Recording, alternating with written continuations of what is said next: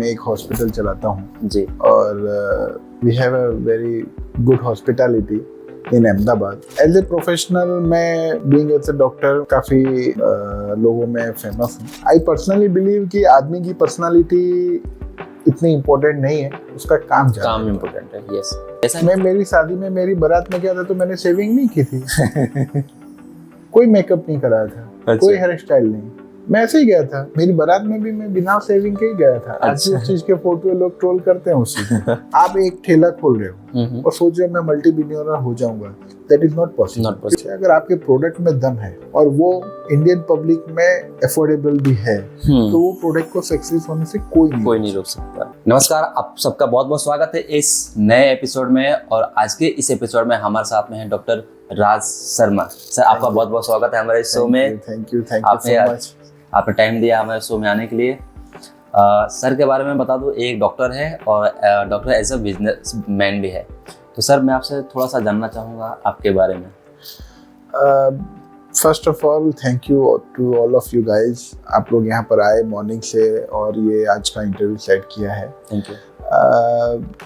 मेरे बारे में मैं बताऊँ आपको, सभी लोग को मेरे बारे में पता है कि मैं एक हॉस्पिटल चलाता हूँ जी। और we have a very good hospitality in Ahmedabad. So as a professional मैं बीइंग एज ए डॉक्टर काफ़ी लोगों में फेमस हूँ और काफ़ी लोगों में मेरा क्रेज भी है और लोग आते भी इसीलिए हैं कि मुझसे मिला जाए, एडवाइस ली जाए। तो ये हमारा रूटीन काम है, यही चलता रहता है, इसमें कोई एक्स्ट्रा ऑर्डिनरी कुछ नहीं है। हाँ, जो एक डॉक्टर की लाइफ होती है वही हमारी भी लाइफ है। इससे आगे और कुछ भी नहीं है। अच्छा सर, मैं आपसे मिलने आ रहा था, उससे पहले आपके बारे में थोड़ा पढ़ रहा था, मैं कुछ जानकारियाँ कलेक्ट कर रहा था क्योंकि कोई भी पॉडकास्ट रिकॉर्ड करने से पहले मैं उनके बारे में जान लेता हूँ। जी। तो जब मैं सोच रहा था तो मेरे माइंड में एक ऐसा था कि आप डॉक्टर हैं तो अच्छे से आप तैयार हुए होंगे, आपने फॉर्मल कपड़े पहने होंगे, सूट पहने होंगे अच्छे से, पर मैं आपको देखा हूँ सिंपल सा एक टी शर्ट और जीन्स में इसके पीछे क्या है, मतलब समझ नहीं आया। मैं ऐसा ही हूँ। अच्छा। To be very frank, in among the all doctors, जितने भी डॉक्टर्स होते हैं, प्रोफेशनल्स होते हैं, उनमें मेरी पर्सनालिटी बहुत ही सिंपल है। अच्छा। और मैं हमेशा आपको एक टी शर्ट में और एक जीन्स में ही मिलूंगा और उसके पीछे के काफ़ी रीज़न है। अच्छा, बताइए थोड़ा। रीज़न ये है कि जब हम हॉस्टल में थे तो खुद ही कपड़े धोने पड़ते थे। अच्छा। तो उस टाइम पे पॉसिबल नहीं था कि हम डेली कपड़े वॉश करें, डेली उसको आयरन करें, तो हम एक जीन्स लेते थे और एक अच्छे से जीन्स को हम एक 2 महीने तक यूज कर लेते थे। अच्छा। और रही बात टी शर्ट की, तो टी शर्ट का सबसे बड़ा रीजन ये था कि टी शर्ट पे आयरन नहीं किया तो भी चलता है। तो तब से मेरी ये हैबिट में आ गया और अब वो मेरे लाइफ का एक पार्ट हो गया है कि I always being in a jeans T shirt with a simple complimentary और बहुत ही अच्छी तरीके से मैं काफ़ी कंफर्टेबल हूँ।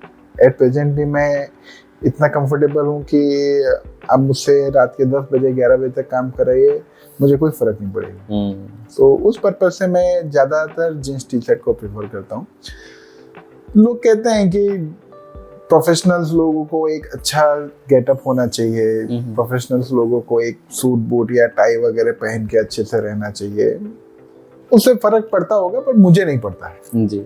आई पर्सनली बिलीव कि आदमी की पर्सनालिटी इतनी इम्पोर्टेंट नहीं है, उसका काम इम्पोर्टेंट है। यस। तो उस पर्पज से हम लोग पर्सनली, मैं तो कभी वो सूट बूट ब्लेजर में, कभी पार्टी वेयर शूज, ये वो कभी मैंने ये प्रेफर नहीं किया और मैं करता भी हूँ अब, तो वो मुझे बहुत ही अनकंफर्टेबल लगता है। जैसा आपने बताया अभी रात को 10 बजे तक कभी आप काम कर सकते हो। जी। लेकिन आप सूट बूट में रहो शायद 2-3 घंटे में आप परेशान नहीं, मुझे हाफ एन आवर में निकाल देना पड़ेगा।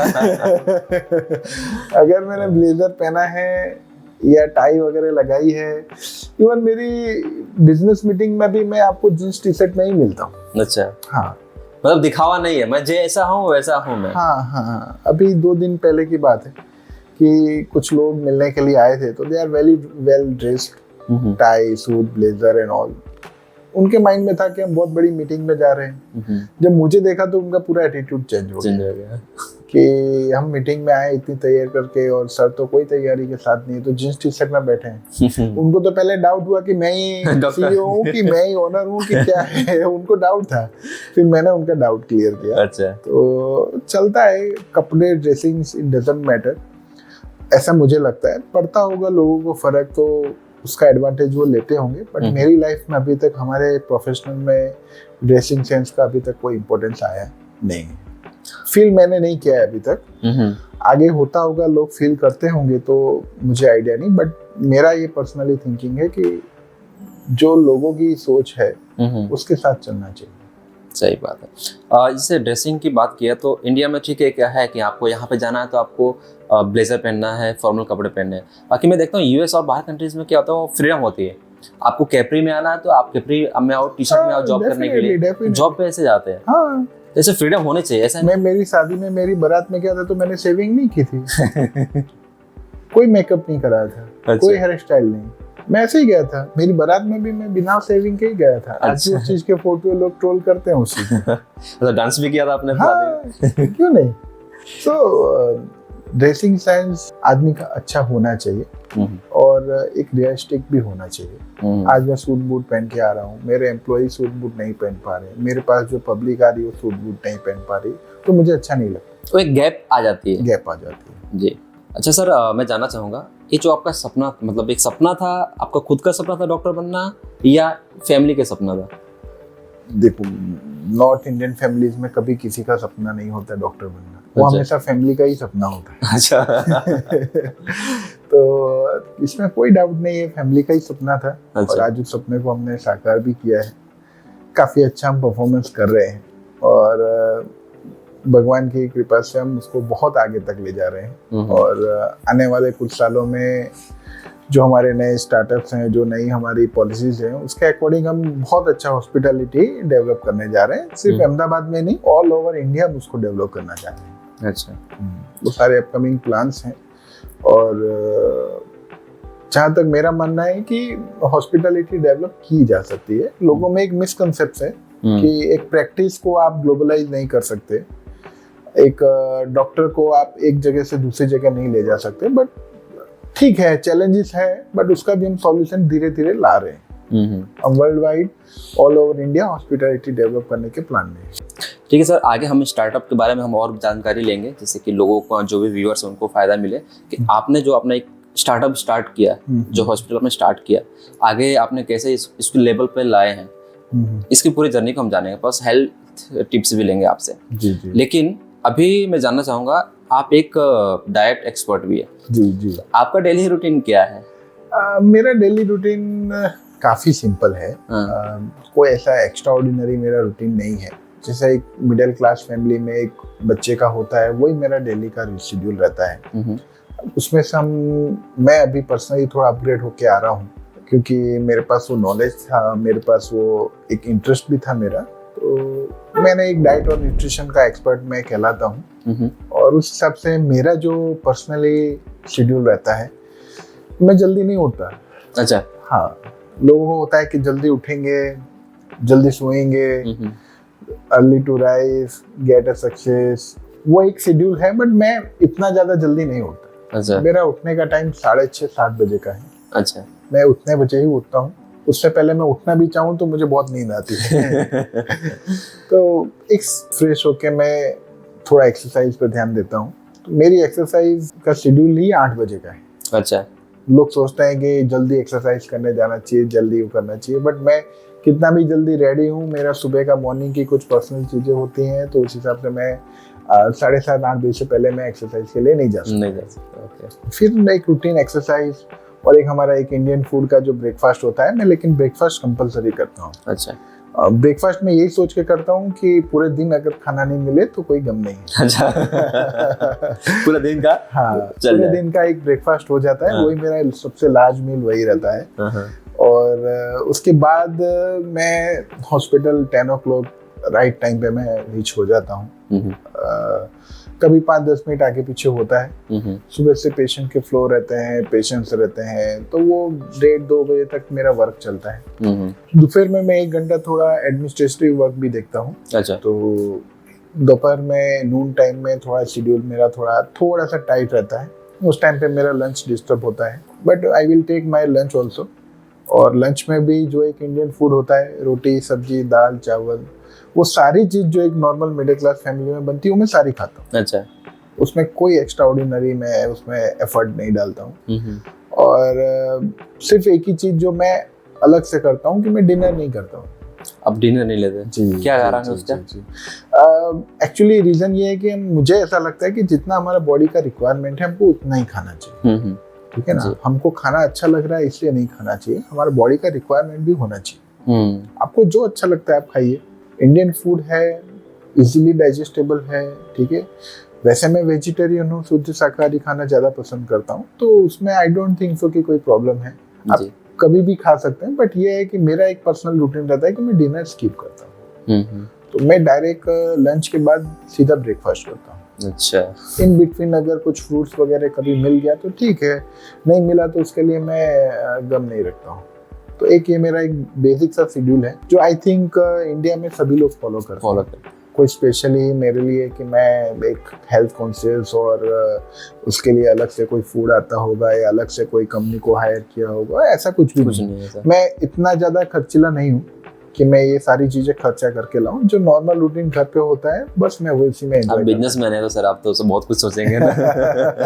कहाँ से कम खर्चा में काम हो, सोचना चाहिए होता है, लेकिन सोचने की एक लिमिट है, उसके बाद माइंड को भी रिलैक्स देना जरूरी है। और मेरे जो इवनिंग का बेड टाइम है वो मैं अराउंड 11:30 12 तक मैं इजीली कंफर्टेबल सो जाता हूँ। तो माइंड को रिलैक्स करने के लिए आपको मेडिटेशन भी करते हैं या जस्ट? देखो, माइंड रिलैक्स उसी चीज से होता है जो चीज आपने सोची होती है वो हो जाती है, तो माइंड ऑटोमेटिक रिलैक्स हो जाता है। अगर अभी आपने सोचा है कि मुझे इतना काम करना है, अगर वो हो जाता है तो माइंड रिलैक्स जी। और अपकमिंग जितने भी प्रोजेक्ट्स रहते हैं उसको लेके माइंड हमेशा कॉन्शियस रहता है। आप आधी रात में 2 बजे भी उठा के पूछेंगे तो माइंड में वो चीज चलती रहती है। और दूसरा एक प्लस पॉइंट ये है कि मैं आधी रात को भी कभी भी कॉल अटेंड कर सकता हूँ। अच्छा, वो बात अलग है कि मुझे सुबह याद नहीं रहता कि मैंने रात में क्या बात की, बट मेरा कॉल रात में मैक्सिमम सेकंड रिंग में रिसीव हो जाता है। अच्छा, मैक्सिमम, चाहे वो 2 बजे हो, 3 बजे हो, 4 बजे हो, कभी भी फोन आता है हॉस्पिटल से तो आई विल रिसीव। हाँ, क्योंकि कभी इमरजेंसी आ जाए, कुछ आ जाए तो आपको एक्टिव तो रहना पड़े। और इमरजेंसी का मेरा पर्सनली ऐसी हैबिट है कि मैं कभी भी एम्बुलेंस देखता हूँ या कहीं खड़ी हुई एम्बुलेंस देखता हूँ तो मैं वहाँ खड़ा रहता हूँ, चाहे वो कहीं भी हो, चाहे रास्ते पे हो या कहीं पे भी हो। ऐसे डॉक्टर, मैं कहीं भी एम्बुलेंस को देखता हूँ या वहाँ पर कोई कैजुअलिटीज वगैरह देखता हूँ तो वहाँ मैं खड़ा रहता हूँ। अच्छा, वहाँ मैं ये नहीं सोचता कि मैं डॉक्टर हूँ।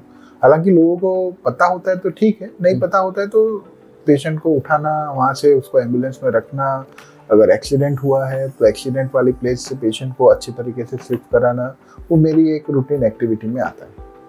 एक रिस्पॉन्सिबिलिटी भी है। Exactly, being as a doctor आप सिर्फ चेयर पे बैठेंगे, दवाइयाँ लिखेंगे, यही सा काम नहीं है। बीइंग एज ए डॉक्टर आपको सोसाइटी को भी एंगेज रखना है। और सोशल वर्क में सबसे बड़ा काम एज ए डॉक्टर लोगों को ये करना चाहिए कि कभी भी आप कैजुअलिटी देखें, कभी भी आप इमरजेंसी देखें, या किसी हॉस्पिटल के गेट पे कभी एम्बुलेंस आके खड़ी हो जाती तो I will routinely do that कि मैं वहाँ खड़ा रहता हूँ, देखता हूँ पेशेंट बहुत ज़्यादा सीरियस है, कम सीरियस है, या रूटीन है। अगर रूटीन होता है, चोट लग गई, गिर गया, फ्रैक्चर वगैरह हो गया है किसी को, तो ठीक है, जब तक व्हील चेयर नहीं आती या स्ट्रेचर नहीं आता तब तक वो पेशेंट को उठाना करना रख के फिर मैं वहाँ से निकल जाता हूँ। अगर बहुत ही ज़्यादा इमरजेंसी है, क्रिटिकल इमरजेंसी है, तो I will use to spend my half an hour over there, और आधे घंटे में सब कुछ पता चल जाता है।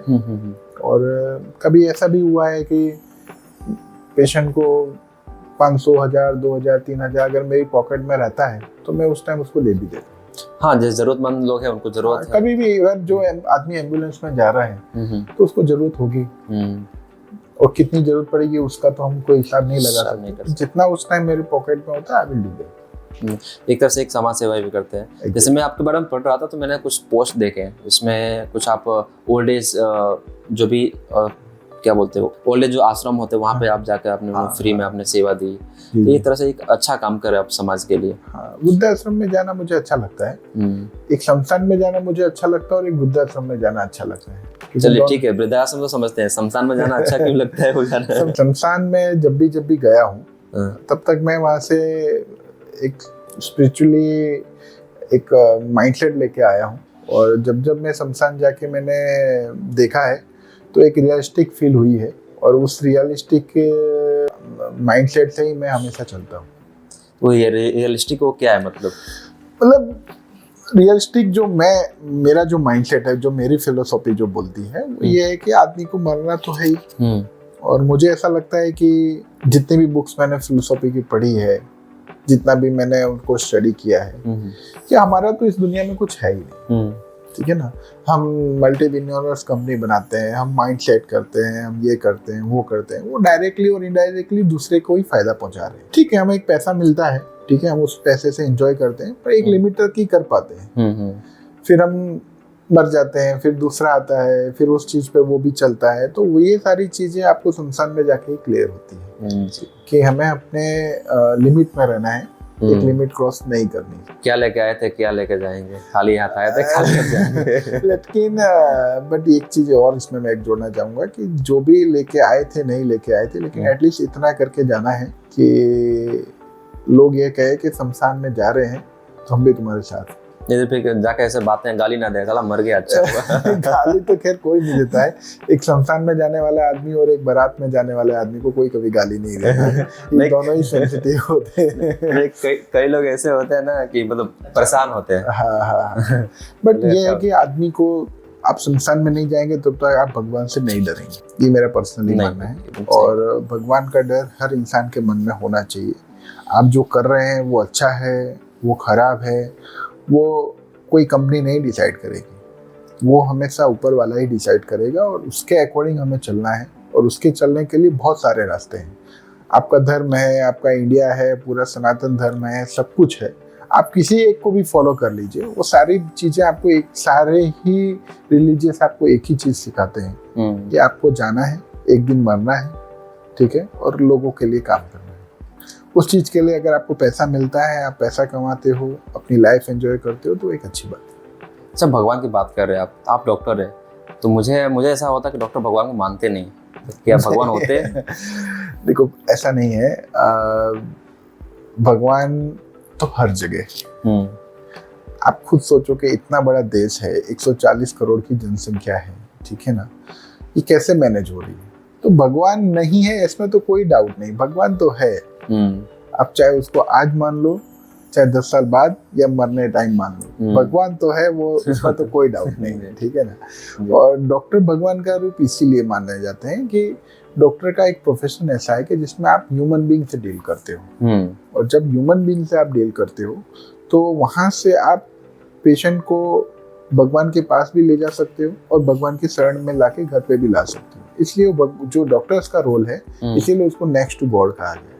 अच्छा, बट अब ऐसा कोई नहीं मानता है, काफी मेंटालिटी चेंज हो गई लोगों की। डॉक्टर्स की एक लिमिट है और वो भगवान को क्रॉस नहीं कर सकता, ठीक है। लोगों को ये समझना होगा कि डॉक्टर एक लिमिट तक ही काम कर सकता है। जहाँ साइंस है, जहाँ टेक्नोलॉजी है, वहां तक ही डॉक्टर है, उसके आगे डॉक्टर नहीं। काफी लोग आते हैं कि साहब बस आप ही बचा सकते हो और कोई कुछ करने वाला नहीं है, पैसा नहीं है, ये नहीं है, बहुत सारे जो एन नंबर्स ऑफ जो प्रॉब्लम्स रहती है, तो वो उसमें हम भी कुछ नहीं कर सकते। हाँ, मैक्सिमम जो आप लोगों से होता है एग्जैक्टली, हम उनको फाइनेंशियली हेल्प कर सकते हैं, उसके अलावा हम कोई हेल्प नहीं कर सकते। किसी को कैंसर है तो है, उसका जो ट्रीटमेंट जो अभी तक जो रिसर्च में आया है, जो ट्रीटमेंट है वो हम कर सकते हैं। अदरवाइज उसके अलावा सफर पेशेंट को ही करना है, ठीक है, खर्चा भी पेशेंट को ही करना है, ठीक है। आदमी अपनी अकॉर्डिंग फाइनेंशियल कंडीशन वो करता है। तो नेक्स्ट टू गॉड डॉक्टर्स को माना जाता है, बट ऐसा एसेट में कुछ भी नहीं है। We are doing our job and we are doing best, every doctor is doing best. जी, कई लोगों को ऐसा मन में होता है कि डॉक्टर ने गलती कर दिया या डॉक्टर ने पैसा के लिए ज़्यादा दिन तक एडमिट रखा, उसका ऑपरेशन कर दिया। हाँ, थोड़ा कमर्शियलाइजेशन आफ्टर कोविड और बिफोर कोविड भी मैंने नोटिस किया है, वो चीज़ होती है, उसमें कोई डाउट नहीं है, क्योंकि फाइनली इतना हाई मेंटेनेंस होता है हॉस्पिटल का, लोगों को सर्विस देना, टाइम से सर्विस देना और एकदम हर चीज़ का ध्यान रखना, तो उसके पीछे खर्चा हॉस्पिटल का भी होता है। हॉस्पिटैलिटी इंडस्ट्रीज काफ़ी वर्स है, उसको समझना होगा और गवर्नमेंट भी उसको समझ रही है काफ़ी चीज़ें फ्री कर रही है, टैक्स फ्री भी कर रही है, सारी मेडिसिन DPCO में डाल रही है, तो काफ़ी चीज़ें गवर्नमेंट की तरफ से भी है। बट यही है कि एक प्राइवेट हॉस्पिटैलिटी है, चार्जेस हैं, ठीक है, मेंटेनेंस है, तो उसके अकॉर्डिंग एक टाइप का बिजनेस हो गया है। तो बिजनेस में इफ एंड बट्स तो चलते रहते। अच्छा, अभी आपने बताया गवर्नमेंट उसमें सपोर्ट कर रही है, टैक्स फ्री कर रही है, इसमें जेनेरिक मेडिसिन अभी बहुत चल रहा है, उस पर आपका क्या व्यू है? जेनेरिक मेडिसिन एक्चुअली में मेडिसिन ही है, और मेरा पर्सनली ऐसा है कि कुछ बीमारियों में मैं जेनेरिक मेडिसिन भी प्रेफर करता हूँ, कुछ बीमारियों में, कुछ मेडिसिन में हम प्रधानमंत्री की जो स्टोर्स खुले हैं उनका भी हम प्रेफरेंस देते हैं, और जहाँ पर कुछ क्रिटिकल चीज़ें होती हैं तो वहाँ हम जो एक्चुअल मेडिसिन होती है उसका प्रेफरेंस ज़्यादा रखते हैं। इन दोनों में फ़र्क क्या होता है? जो नॉर्मल जो मेडिसिन मिलता है प्लस जेनेरिक, उन दोनों में फ़र्क? जेनेरिक में और नॉर्मल मेडिसिन में ये फ़र्क है कि जो उसकी क्वालिटी है वो कॉम्प्रोमाइज़ होती है, जेनेरिक में कॉम्प्रोमाइज़ हो जाता है। एग्जैक्टली। ओके, अभी जैसा हम तो बहुत सारी बातें कर रहे हैं, जी। अभी इसमें मेरे मन में एक और विचार आ रहा है कि ये सब बिजी शेड्यूल में, जैसे आप हॉस्पिटल चलाते हैं, समाज सेवा भी करते हैं, सब चीज़ करते हैं, इसमें अपने लिए, अपने हॉबीज़ के लिए, अपने फैमिलीज़ के लिए कैसे टाइम निकालते हैं? देखिए, अपने लिए टाइम होता नहीं किसी के पास नहीं। अच्छा, वो निकालना पड़ता है। मैं अपने लिए भी काफ़ी टाइम निकाल लेता हूँ। मैं कभी भी कल्टी मार के अपना टाइम निकाल लेता हूँ। मुझे मेरे पर्सनली जो टाइम निकालना होता है, अगर सी आई लाइक क्रिकेट, तो जब भी क्रिकेट मैच वगैरह होता है तो स्टेडियम में जाना, देखना, वो चीज़ मेरे रूटीन में रहती है। और अगर मैं फ्री हूँ तो मेरा काम कॉम्प्रोमाइज़ नहीं करता। मेरा पर्सनली खुद के लिए टाइम होता नहीं है। जब मैं फ्री होता हूँ तो मैं अपने पर्सनल को ही टाइम देता हूँ, और मैं ज़्यादातर टाइम माइंड में यही रखता हूँ कि बिजनेस तक ही रहे, हॉस्पिटल तक ही रहे, फैमिली तक रहे जी। उसके अलावा जो टाइम मिलता है तो वो फैमिली टाइम में इंक्लूड हो जाता है। तो टाइम निकालना तो एक आर्ट है, और वो हर इंसान को सीखनी चाहिए। ठीक है। अच्छा, एज ए डॉक्टर आप इस समाज को कैसे देखते हैं? देखो, बहुत अच्छी बात है ये कि समाज में रहना है, समाज की बातें सुननी है, समाज में रह के काम भी करना है और ग्रोथ भी करना है जी। तो समाज में मैं एक चीज मेंशन अभी देख पा रहा हूँ कि काफी चेंजेस आ रहे हैं। लोगों में मेडिकली जो नॉलेज है उसमें काफी अपग्रेड हो रहे हैं लोग, और वो अच्छी बात है। जैसे कि क्या सेकंड की, जिसे मैंने एक बहुत बारीकी से एक चीज नोटिस की है कि अभी तक ऐसा होता था कि एक हाउसवाइफ है, अगर वो बीमार है तो उसकी सास उसको लेके हॉस्पिटल आती थी, या उसके ससुर उसको लेके हॉस्पिटल आते थे। अगर जिन लोगों में पर्दा प्रथा है तो सास ससुर नहीं आते थे तो कोई उसकी जिठानी या दौरानी उसके साथ में आती थी जी। अब वो ट्रेंड चेंज हो रहा है। अब सास बीमार होती है तो बहू उसको लेके आती है। अच्छा। उसका पेमेंट बहू करती है, वो फोन पे करती है, गूगल पे करती है, ठीक है ना। और अगर वो एडमिट होती है सास तो उसकी वीडियो भी डालती है इंस्टाग्राम में। तो ये जो मैं एक ट्रेंड देख रहा हूँ सोशल मीडिया के अकॉर्डिंग, तो वो काफी एक अच्छी चीज मुझे लगती है कि बीमार कोई भी हो घर में, बीमार टाइम पे वो एक बीमार आदमी होता है, उसकी सेवा हर किसी को करनी चाहिए। उसमें सास ससुर बहू का, बेटे का क्या रोल है क्या नहीं है वो भूल जाना चाहिए। सबको एकजुट होकर बीमारी का सामना करना चाहिए। तो एक ये बहुत बारीकी सी वाली चीज है जो मैंने आज तक नोटिस की है।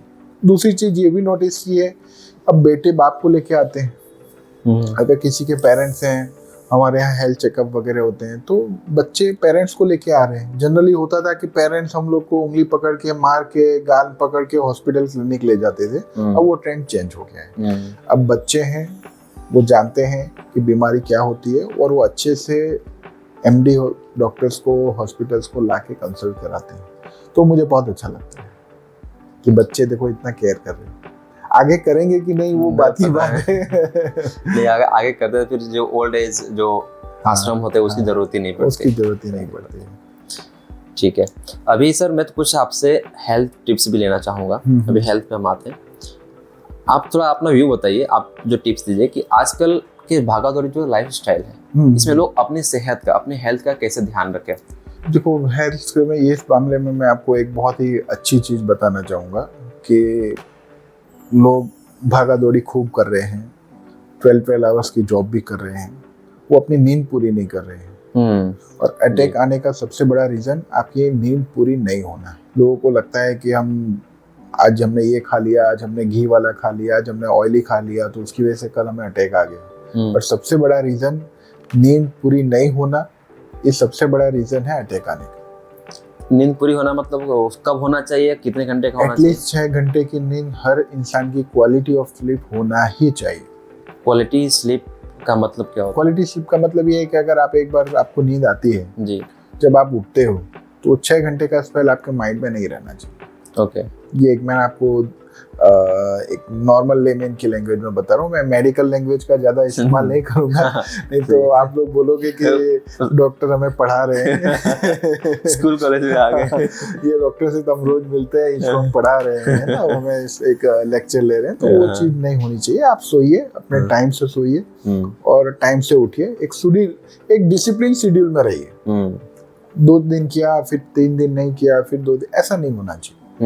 डिसिप्लिन होना चाहिए। हर इंसान के लाइफ में एक डिसिप्लिन तो जरूर से होना चाहिए। जी सर, मैं बहुत ही क्यूरियस हूँ जानने के लिए कि आपने इतना बड़ा सा स्टार्टअप अपने हॉस्पिटल में स्टार्ट किया, इसकी जर्नी जानना चाहूँगा। जर्नी क्या थी? देखो, जर्नी तो बहुत लंबी है। जर्नी बताएंगे तो लगता है पूरा एपिसोड 1-1.5 घंटे का हो जाएगा क्योंकि स्टार्टअप की जर्नी होती है वो शुरू तो इजीली हो जाती है, फिर उसको ले जाना, उसकी स्ट्रगल्स, वो काफ़ी लंबा एक जर्नी रहती है। मैं शॉर्ट में आपको सिर्फ इतना बताता हूँ कि मैंने भी एक नॉर्मल पर्सन की तरह पहले एक जॉब स्टार्ट की। अच्छा। और एक अच्छे रेप्यूटेड हॉस्पिटल में मैंने जॉब की और माइंड मेरा पहले से क्लियर था कि मुझे एक हॉस्पिटल बिजनेस करना है। तो मैंने जॉब भी की, साथ साथ में मैं अपना एक ग्राउंड भी बनाते चला कि अगर मैं अपना प्राइवेट हॉस्पिटल करता हूँ या स्टार्टअप करता हूँ तो उसके अकॉर्डिंग मुझे क्या क्या चीज़ ज़रूरी रहेगी, नहीं रहेगी, तो वो मेरे माइंड में एक सबकॉन्शियस माइंड में हमेशा एक चलता रहता था। तो मैंने जॉब की है। अच्छा। और बहुत अच्छे से की है, ठीक है ना। उसके पैरेलल मैंने अपना एक स्टार्टअप चालू किया और आज वो स्टार्टअप आप देख रहे हो कितना बड़ा हो चुका है, इतनी बड़ी हॉस्पिटल हो चुकी है। तो जर्नी स्पेशली स्टार्ट तो जॉब से ही होती है। जितने भी स्टार्टअप आप देखेंगे सबकी जर्नी हमेशा जॉब से। फ्लिपकार्ट ले ले या फोन पे से कोई भी आप लेके लिए, जॉब करना एक मस्ट है और जॉब करनी ही चाहिए हर इंसान को। वो आपको एक डिसिप्लिन सिखाती है, काम करने का एक पैटर्न सिखाती है। तो उसके अकॉर्डिंग फिर हम लोग चले और हमने लोगों को जोड़ा, ठीक है ना। लोगों के घर जा के मैंने ट्रीटमेंट की। अच्छा। जिस टाइम मैं फ्री रहता था लोगों के घर भी जाता था, लोग आते थे, लोगों की बीमारी से जुड़ा। जहाँ मैं डॉक्टर बन के नहीं काम कर सकता था वहाँ रिलेटिव बन के भी मैंने काम किया। तो इस हिसाब से वो जर्नी में लोग जुड़ते गए और मैंने कभी भी अपनी पॉलिसीज के अकॉर्डिंग कभी भी स्टेप बैक नहीं किया। अच्छा। और हमेशा हम फॉरवर्ड ही खेलते हैं और धीरे धीरे आज 4 साल में हम लोग इतना बड़ा एक स्टार्टअप लेके बैठे हैं। तो जर्नी कोई स्पेशल नहीं है, सबके लाइफ में स्ट्रगल होता है। मेरी भी एक कॉमन सी मिडिल क्लास की स्ट्रगल रही है। हमेशा पापास बॉय मम्मास बॉय बन के रहा हूँ और उस बीच में से निकल के आना, काफ़ी चीज़ें हैंडल करना। फिर बाद में मेरी जर्नी में शादी भी हो गई मेरी तो वो भी एक बहुत बड़ी रिस्पॉन्सिबिलिटी आ गई। अब मिडिल क्लास में आप डिनाई नहीं कर सकते ये सारी चीज़ को लेके, तो वो भी एक साथ में पैरेलल चलता रहा। फिर हमने एक छोटा सा क्लिनिक डाला। अच्छा। और वो क्लिनिक जहाँ मैं जॉब करता था उसके सामने ही था। अच्छा। तो लोग कंफ्यूज रहते थे कि डॉक्टर साहब यहाँ मिलेंगे वहाँ मिलेंगे, है ना। तो मैंने वहाँ से अपना एक क्लिनिक स्टार्ट किया जिसमें एक दुकान थी। अच्छा। और वहाँ से हमने वो जर्नी स्टार्ट की। धीरे धीरे वो कन्वर्ट होते गया पॉली क्लिनिक में, फिर पॉली क्लिनिक से वो एक हॉस्पिटल में कन्वर्ट किया। फिर आपने देखा है कोविड महामारी आ गई, उसमें हम लोगों ने काफ़ी हार्ड वर्क किया और गवर्नमेंट ने भी रूल निकाला था कि गवर्नमेंट में आपको जाके काम करना पड़ेगा। तो वो भी हमारे लिए चैलेंज हो गया था कि सुबह कितने बजे उठें तो गवर्नमेंट में जाएं, फिर अपने यहाँ पे कितने बजे आएँ, ये सब। फिर वहाँ से हमने स्टेप बैक नहीं किया और हम आगे फॉरवर्ड चलते गए और आज ये कब हमारी जर्नी आज यहाँ तक पहुँच गई वो हमें पता नहीं चला।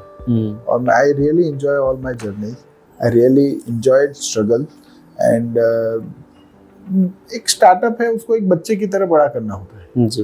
और वो बच्चे को आप जितना अच्छा मैनेज करेंगे उतना ही आपको आगे जाके कंपटीशन कम क्रैश करना पड़ेगा। तो एक ये स्टार्टअप एक बच्चा होता है और इसमें कोई शॉर्टकट नहीं चलता है।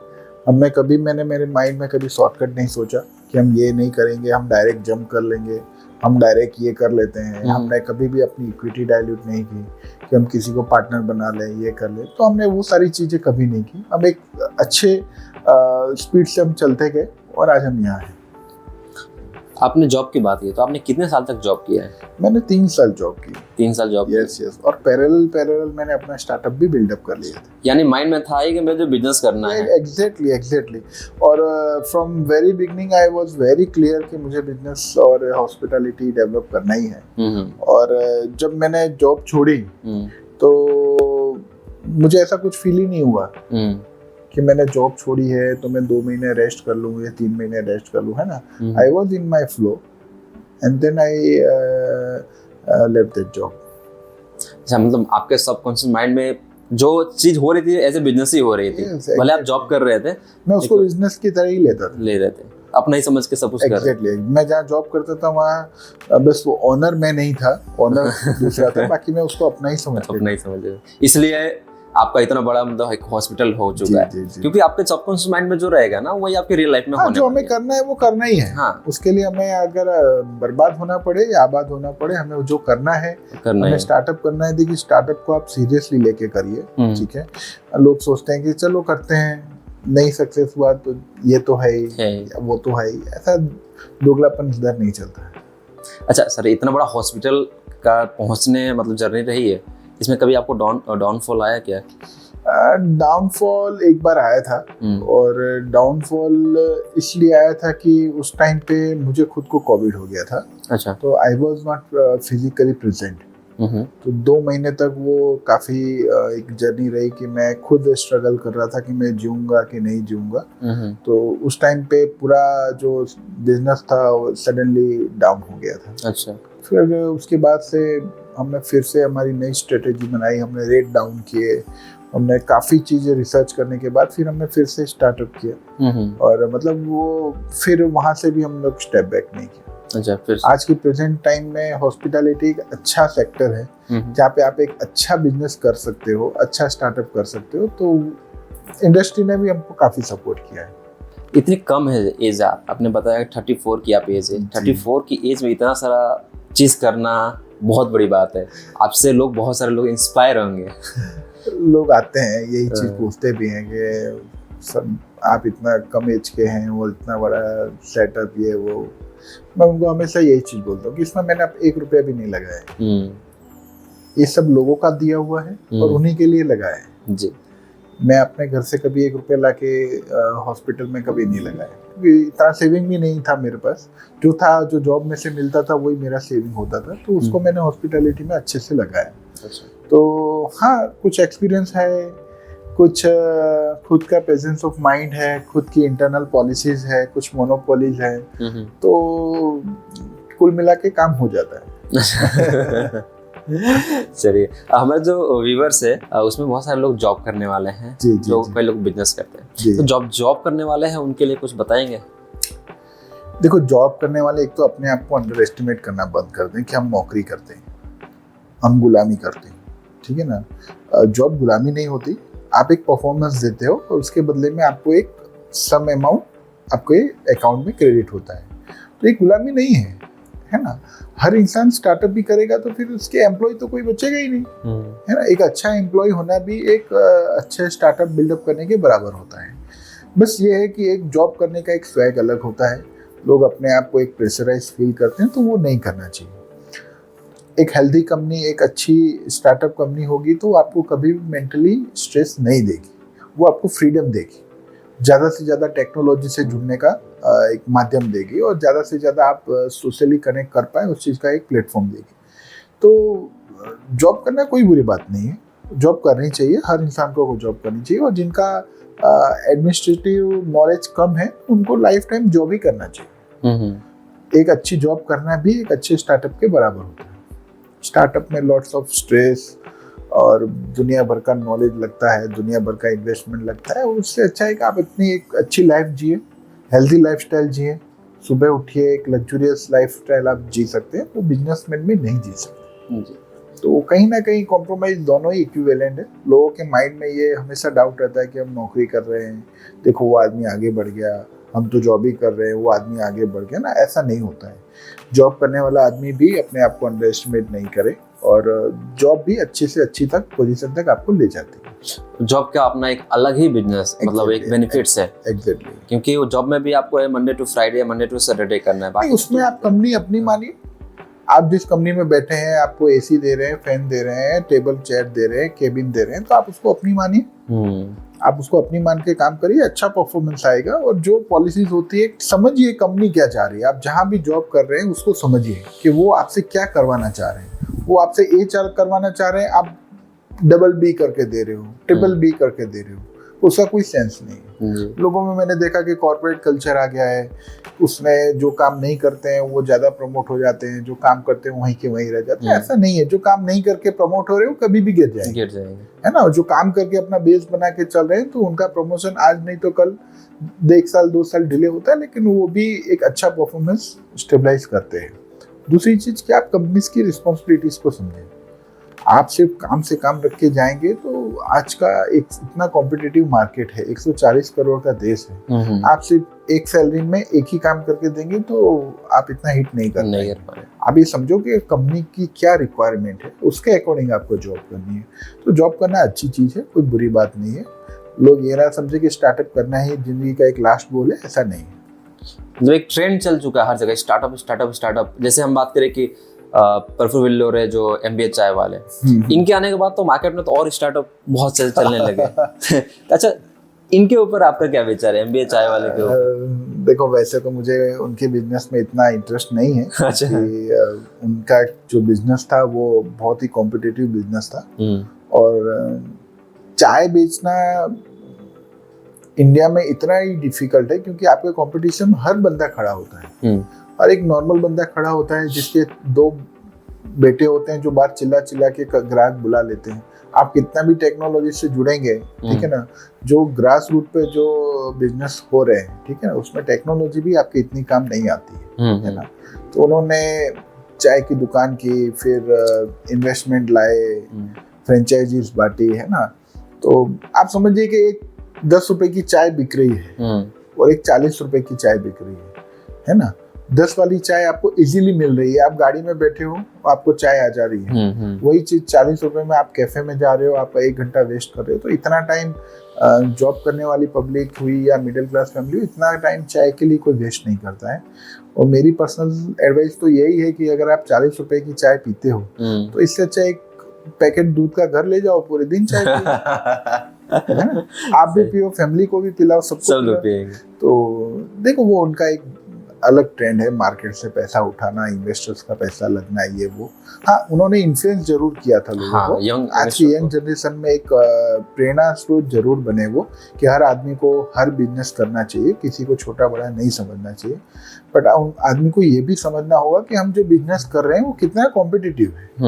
हर चौराहे पे 4 चाय की दुकान होती है, ठीक है ना। कोई 5 रुपए की देता है, कोई 10 रुपए की देता है। आप उस चीज को कॉर्पोरेट कल्चर में कन्वर्ट करके 40 रुपए में देंगे तो पब्लिक को अगर बगल में 10 रुपए की मिल रही तो 10 वाली ही पिएगी। क्योंकि चाय में ऐसा कोई रॉकेट साइंस नहीं है, कोई टेक्नोलॉजी नहीं है ना। हर किसी के पास गैस है, दूध है, चाय पत्ती है, वो बना सकता। तो इसमें कोई न्यू रेसिपी नहीं है। और मुझे नहीं लगता कि चाय का दुकान करने के लिए आपको किसी ब्रांड की जरूरत। जैसे सर मैं बताया था वीडियो के स्टार्टिंग में कि मैं किसी से मिलता हूँ तो रिसर्च करके उसके बारे में पढ़ के आता हूँ। तो मैं आपका ट्विटर हैंडल देख रहा था, तो उसमें पाया कि असनीर ग्रोवर है, उनका फॉलो करते थे, उनके बारे में लिखते थे। अभी आप उनको अनफॉलो कर दिया है, ऐसा क्यों? एक ट्रेंड चला था असनीर ग्रोवर का, जब सार्क इंडिया वगैरह से जब हिट हुए थे तब मैं उनको कभी फॉलो करता था। अब मैं नहीं करता हूँ उनको फॉलो। अच्छा। कुछ मेरी पर्सनल जो थिंकिंग है जो सबसे अलग रहती है, तो उसमें वो नहीं फिट होते, तो मैं उनको फॉलो नहीं करता। अच्छा। स्पेशली आप बिजनेस कर रहे हैं, आप स्टार्टअप कर रहे हैं, आप इन्वेस्टर्स का पैसा ला रहे हैं, तो इन्वेस्टर भी तो मेहनत करके कहीं से पैसा आपको दे रहा है, तो इन्वेस्टर्स की हमेशा रिस्पेक्ट होनी चाहिए। अगर आपने किसी को अपनी कंपनी में स्टेक दिया है तो वो तो अपना जो थिंकिंग है, अपना पॉलिसी है, वो लगाएगा ही, है ना। सेकेंड थिंग ये है कि जब से उन्होंने ये सट्टा वाली जो एप्लीकेशन बनाई, उनका स्टार्टअप किया, मतलब जो उनका थॉट है, जो उनका फेम है, जो इन्वेस्टर्स का जो उन पे ट्रस्ट है, उसके बदले में अगर आप एक सट्टा ऐप खोल के दे रहे हैं, क्रिकेट ऐप खोल के दे रहे हैं, फ्रेंचाइजी ऐप बना रहे हैं, तो मुझे नहीं लगता इसमें कोई साइंस है या इसमें कोई लॉजिक है स्टार्टअप का। ये तो मार्केट में ट्रेंडी है, आप ट्रेंडी काम कर रहे हो, कोई मतलब ऐसा कुछ प्रॉब्लम नहीं कर रहे हो जिससे इंडिया की प्रॉब्लम सॉल्व हो रही है, कोई सोल्यूशन नहीं ला रहे हो, कोई सोल्यूशन नहीं है, कोई ऐसा कोई टेक्नोलॉजी आप नहीं लगा रहे हो कि यंगस्टर्स में उस चीज को क्रेज हो जाएगा। तो समहाउ मैं पहले कभी फॉलो करता था, बट अब नहीं करता हूँ, अब नहीं करता, लाइक तो नहीं करता फॉलो लेकिन यंगस्टर्स में अभी भी क्रेज है उनका काफी, और उनका जो बोलने का स्टाइल वगैरह है काफी लोगों को पसंद आता होगा। मुझे उनकी पर्सनली किसी के बिजनेस से मुझे कोई लेना देना नहीं, हर आदमी अपने पर्सनल एक्सपीरियंस से ही बिजनेस ग्रो करता है, और वो भी कर रहे हैं, हम भी कर रहे हैं। लोगों को ये है कि मल्टी बिलियनर कंपनी नहीं बनेगी जब तक, तब तक आप सक्सेस नहीं हो, ऐसा नहीं है। आप अगर कोई भी स्टार्टअप कर रहे हो, 1 लाख 2 लाख 5 लाख 10 लाख महीने का नेट प्रॉफिट आप घर पे ले जा रहे हो या अपने अकाउंट पे ला रहे हो, तो आप सक्सेसफुल बिजनेसमैन हो। इट्स नॉट कंपल्सरी कि you have to do multi billionaire business only, है ना।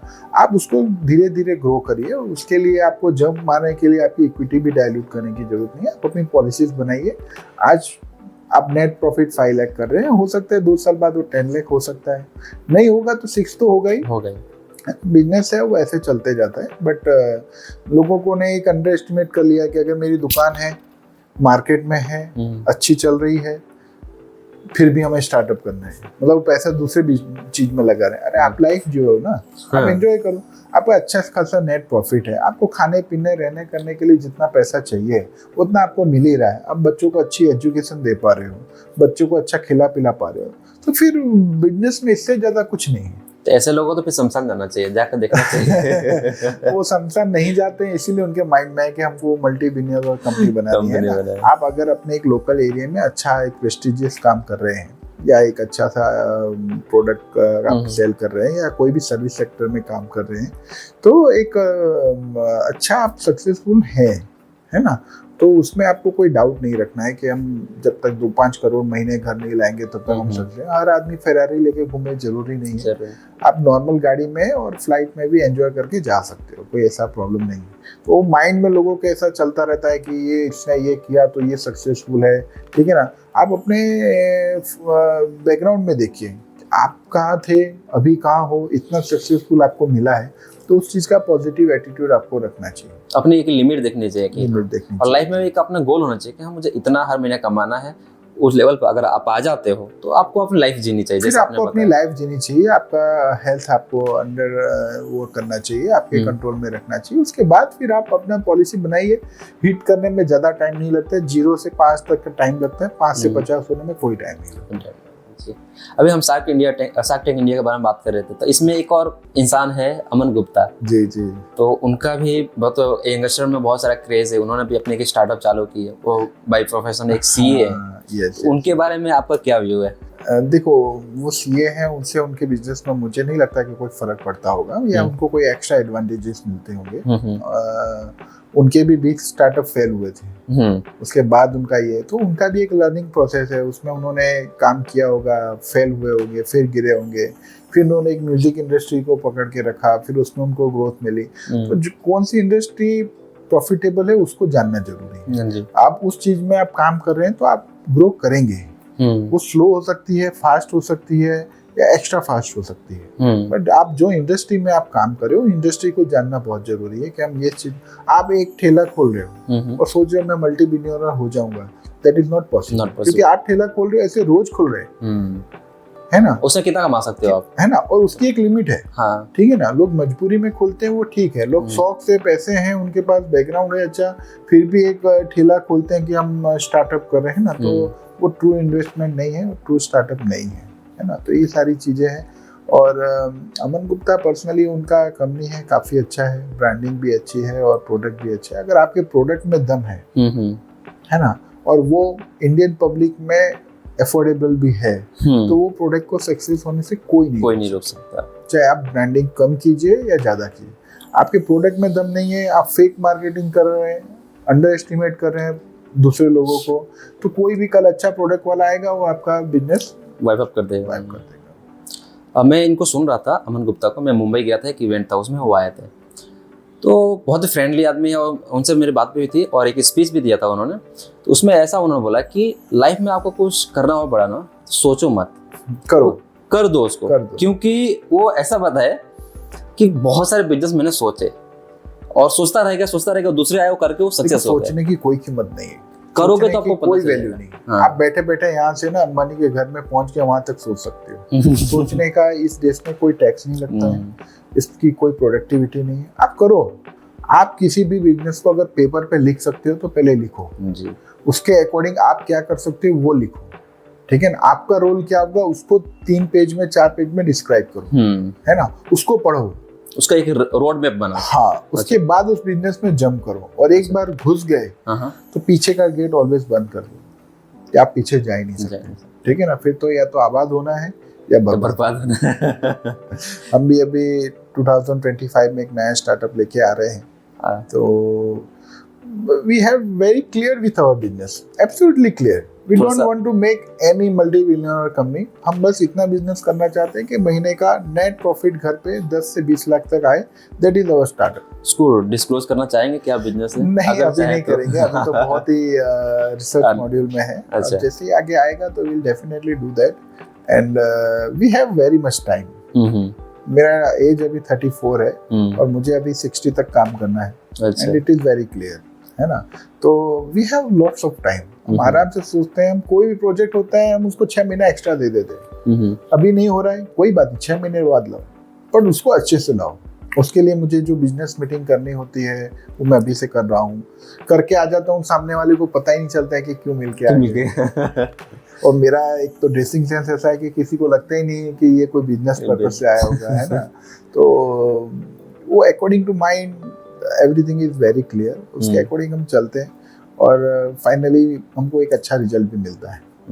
सर बातें तो बहुत हो गई आपसे, बहुत सारा सीखने को भी मिला मुझे आपसे, लेकिन एक लास्ट में आपसे जानना चाहूँगा, एक सवाल है मेरा कि आज के जो यंगस्टर है उनके लिए कोई टिप आप देना चाहेंगे? देखिए, यंगस्टर्स में टिप्स मैं देना चाहूँगा, मैं हर यंगस्टर्स को यही बोलूँगा कि पहले आप जॉब करो, 2 साल 3 साल 4 साल अच्छे से एक जॉब करो। आप पहले एक अच्छे एम्प्लॉय बनो, आप अच्छे एम्प्लॉय बन सकते हो तो ही एक आप अच्छा एक बिजनेस भी कर सकते हो। क्रेजी मत होइए, है ना। बिजनेस में 2 चीज बहुत इंपॉर्टेंट है, एक तो आपका पर्सनल एक्सपीरियंस बहुत जरूरी है और सेकेंड थिंग कि आपके पास बहुत सारा इन्वेस्टमेंट हो आपके घर पे, है ना। अगर नहीं है तो टेंशन नहीं लेना है, आप एक्सपीरियंस गेन करिए, आगे जाके धीरे धीरे फर्स्ट स्टेप से लास्ट स्टेप तक आप जा सकते हैं, जैसा आपने किया। एग्जैक्टली। कोई जरूरी नहीं है कि आपके पास करोड़ों रुपए होंगे तो ही आप बिजनेस को, हमें बैंक थोड़ी खोलनी है कि हमको करोड़ों रुपए चाहिए, ना। हम तो एक नए स्टार्टअप से आगे तक जा सकते हैं।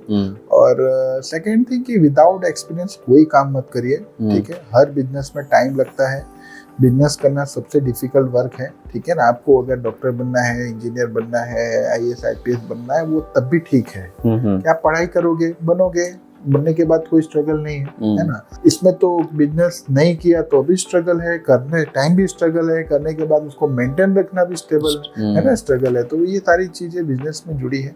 और तीसरी चीज मैं ये कहूँगा कि आप ज़्यादा ब्रांडिंग मार्केटिंग में पढ़ने से अच्छा है कि रिसर्च डिपार्टमेंट आपका मजबूत रखे, है ना। जितना सेल्फ रिसर्च आप ज़्यादा करोगे, पब्लिक में एनालिसिस ज़्यादा करवाओगे, उतना ही आपको ज़्यादा अच्छा है।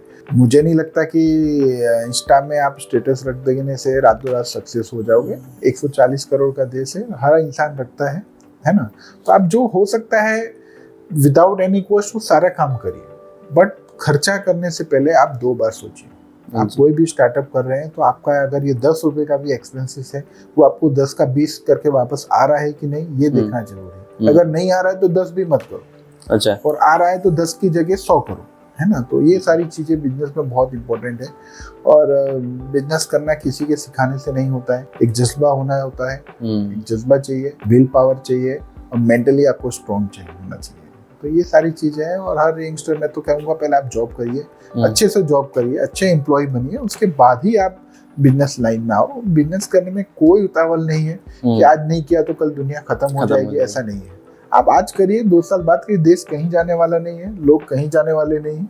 आप आराम से अपना बिजनेस कर पाएंगे, है ना। और थोड़ा सा लक भी मैटर करता है। अच्छा, अच्छे टाइम पे अच्छे डिसीजंस लेना बहुत जरूरी है, उसको पहचानना। एग्जैक्टली अपॉर्चुनिटी जो आती है वो को पहचानना भी आपको आना वेरी चाहिए। True, very true. ठीक है सर, आपने समय दिया, इतनी अच्छी सी जानकारी दिया उसके लिए thank you sir. Thank you, thank you, thank you, thank you so much.